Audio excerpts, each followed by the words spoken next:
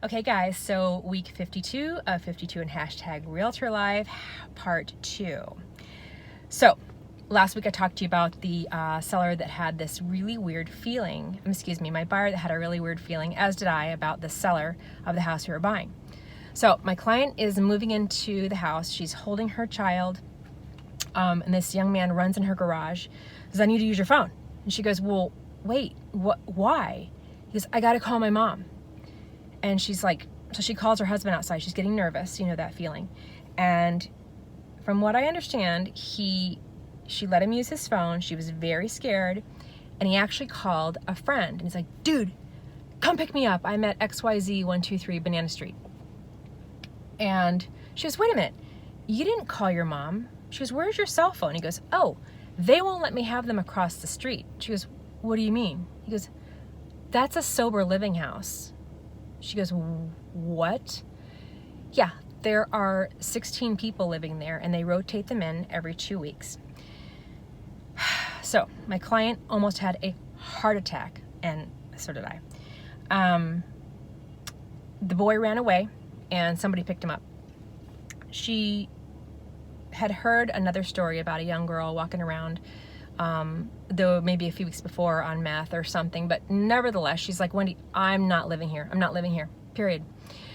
So what it turns out, you guys, is that, and you might know this, you might not, but those houses are federally protected.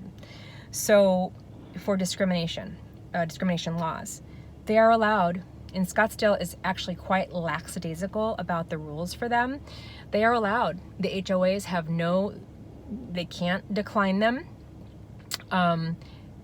They're allowed. And there's nothing that can be done for the most part. I will tell you that she has retained an attorney, and we're going to do a little bit more digging, specifically because that school is next door and she felt threatened. She did make a police report.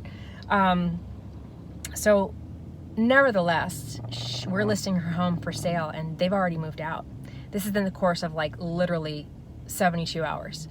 So you can only imagine what a shock and surprise that was for her and for all of us. I have another friend who's a realtor. She just sold a house in that neighborhood and she lived there for many years. And I said, "Hey, you know about this?" She goes, "Wendy, I know nothing about that." So buyer beware. If you're going to buy in a house or a neighborhood, you can ask about the religious makeup, you can ask about everything you want, but make sure you ask about sober living. That being said, you know me, I talk so much, I'm coughing. Happy New Year to you guys, happy holidays, and I really appreciate all of you watching my videos this year. I hope that they've been helpful. And if you have anything you'd like me to cover next year, I have a little bit of a different genre coming, but I hope that you've enjoyed it, and I really appreciate all of your business, all of your referrals. As always, please send them my way if you know anybody. Have a great 2020.